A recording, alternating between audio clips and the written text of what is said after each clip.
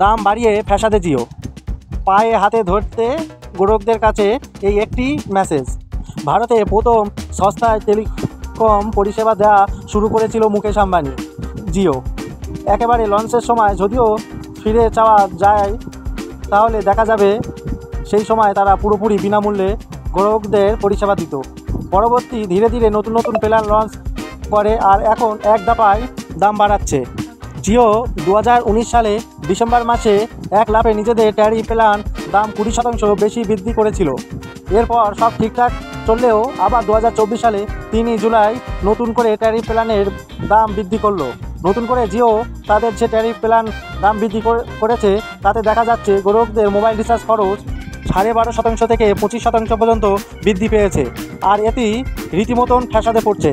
দাম বৃদ্ধির পর জিও সবচেয়ে কম দামি রিচার্জ 155 টাকা বেড়ে হয়েছে 189 টাকা। এদিকে 239 টাকা রিচার্জ প্ল্যানের দাম বেড়ে হয়েছে 299 টাকা। 666 টাকা রিচার্জ প্ল্যান এখন বেড়ে হয়েছে 799 টাকা। 719 টাকা রিচার্জ প্ল্যান বেড়ে হয়েছে 859 টাকা। এই রিচার্জ প্ল্যানগুলি জিও অন্তত জনপ্রিয় রিচার্জ প্ল্যান এবং অধিকাংশ গ্রাহকরা এই সকল রিচার্জ প্ল্যানগুলি রিচার্জ করে থাকে। কিন্তু এখন এই সকল রিচার্জ প্ল্যান রিচার্জ করার সময় গ্রাহকদের 34 থেকে 140 টাকা পর্যন্ত বেশি খরচ করতে হচ্ছে। জিও তাদের ট্যারিফ প্ল্যানের দাম এক লাফে এতটা বৃদ্ধি করার ফলে গ্রাহকরা রীতিমতন ক্ষুদ্র এবং বহু গ্রাহক রয়েছেন যারা জিও ছেড়ে দিচ্ছে অথবা অন্য কোনো নেটওয়ার্ক পোর্ট করছে।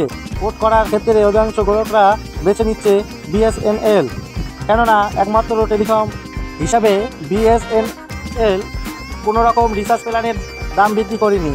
এমন অবস্থায় পরিস্থিতিতে দেখে জিও তাদের গ্রাহকদের রীতিমতন হাতে পায়ে ধরা শুরু করলো। জিও এখনও তাদের অধিকাংশ গ্রাহকদের একটি করে মেসেজ পাঠাচ্ছে। জিও তাদের তরফ থেকে গ্রাহকদের কাছে মূল তাদের নেটওয়ার্ক থাকার জন্য আবেদন জানানো হচ্ছে।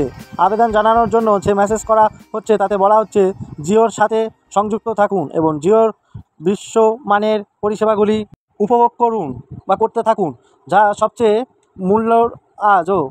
আর এই নিয়ে এখন সোশ্যাল মিডিয়াতে নানা টিপ্তি শুরু হয়েছে। রিপোর্ট ইনসাফ টিভি বাংলা। এই ধরনের ভিডিও পেতে আমাদের ইনসাফ টিভি বাংলাকে সাবস্ক্রাইব করুন।